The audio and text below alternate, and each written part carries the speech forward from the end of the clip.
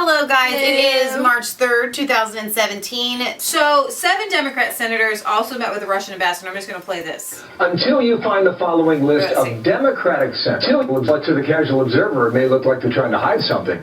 Until you find the following list of Democratic senators who have also met with the Russian ambassador on Capitol Hill, perhaps in their office, And in a this large one meeting space. tweeted that she never had until This happens, Chris. her a tweet lot. said that A she was lot. going to meet with him. But the question here is that the Trump administration and previously the Trump campaign has had to discharge or distance of people who had communications with Russia that were not appropriate. That was three was times fine. is the charm. You pushed and him out. What Democrats are hoping This is that poor eventually the ambassador. investigators will claw back Poor far guy. enough and find out that somebody on the Trump campaign knew the Russians were hacking Democratic email accounts so that they could hurt Hillary Clinton. And if they have that, they will have that smoking gun and they will be able to keep this administration bound up and prevent them from doing anything at all. Well, I showed you that list of they're Democratic not senators. gonna Clever find Casco was last on the the list. smoking And gun. yesterday, during the hubbub around this, she tweeted the following. She said, again, a senior member of Armed Services never received a call or request from Russian ambassador for a meeting. Never met one-on-one with him. Only to correct herself a short time later when she said, 4 years ago, went to a meeting of many senators about international adoptions. Russian ambassador also attended. I've seen a picture of that. There were a lot of people at the table. The point is, again, this stuff happens. And to think that it is exclusive to one party more than the other is misleading. Absolutely. At least. And I think it was Alexander Hamilton who said, never tweet. Buried in the Federalist Papers. Thank you, sir. Have a good weekend. You Nice bet. to see you, Chris. That was fantastic.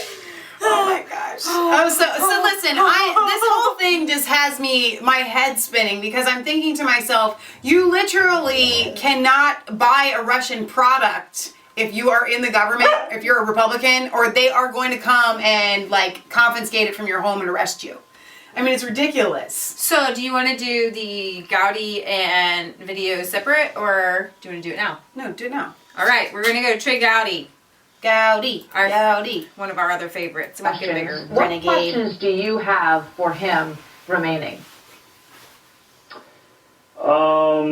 For him, probably not any, because I'm not a criminal investigator, so to the extent people are talking about false statements before Congress, I wouldn't have any. That was my old job. My new job is to provide oversight over investigations after they happen, which is why we met with Jim Comey this morning. But, you know, Attorney General Sessions incorrectly answered a question. That happens almost every day in Congress, and there aren't perjury referrals. People do make mistakes. I was struck listening to the intro, Martha, that it could not have been a campaign-related conversation if it took place on Capitol Hill. I don't know where the meeting with the Russian ambassador took place, but if it took place He was at the in his Capitol... office with 2 of his aides. Okay, well then you can't discuss politics, presidential or otherwise. That is yet a separate issue. So the Jeff Sessions I know has always been a rule follower. I don't think he's going to be talking about campaign-related matters on Capitol grounds. And if he said he forgot about it, he would be about the 1 millionth person who actually forgot about a fact. But here's why I think, the whole thing is raising questions. And after I watched the news conference today, some of those questions arose. It's the middle of the campaign. It's September. There's already all this discussion about hacking from Russia that surfaced during the DNC. It built up in the way summer. after. So It he started said that right the Russian then. ambassador Right. called out of the blue and said, I'd like to come in and talk with you. And he said yes. So just a few short months later in January, he describes a somewhat uncomfortable conversation. And he said he brought up things about the Ukraine that, seemed to make the ambassador a little uncomfortable with his take on that idea. And then in January, he doesn't remember that conversation happening. And then after that, his aides don't say to him, hey, after the testimony, we did have that meeting, remember? And there's no follow-up to the committee based on that recollection?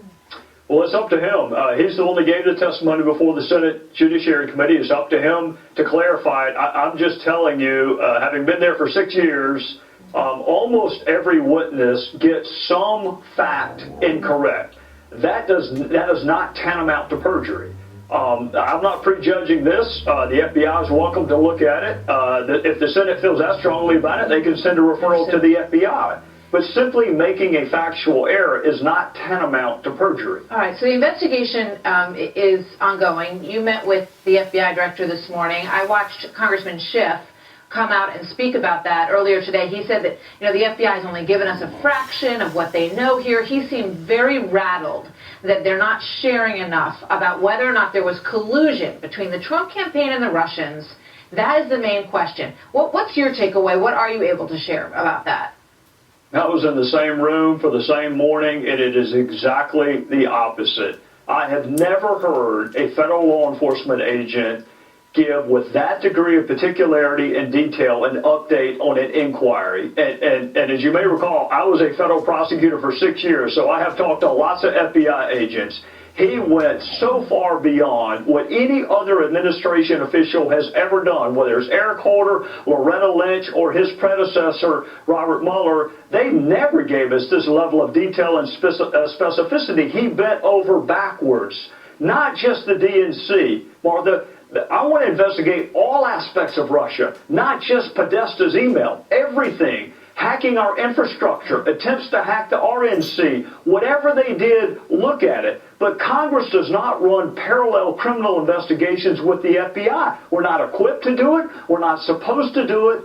Jim Comey did more today to update us than I have ever had done in the 6 years I have been there. And for Adam to treat it that way, that dismissively, clearly he and I were in two separate rooms this morning. Very interesting. Just last question. John Brennan and Mr. Clapper both said that after the investigation, they were not able to see any evidence of collusion between the Trump campaign and the Russians, that they were trying to bring down Hillary Clinton's candidacy. Is there any new information that you got from Mr. Comey on that today?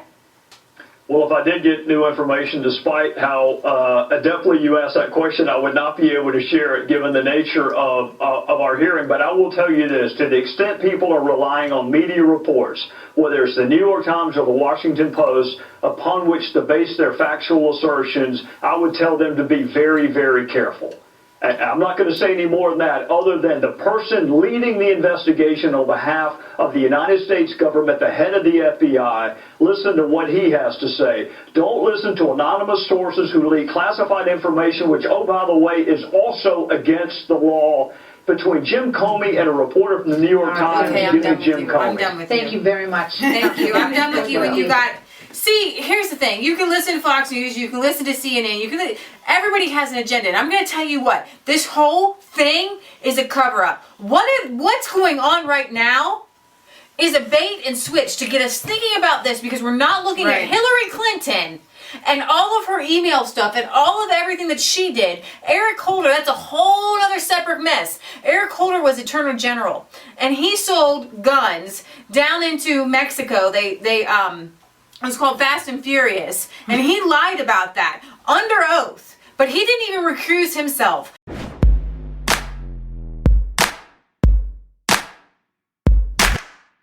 I was cold all alone, no place for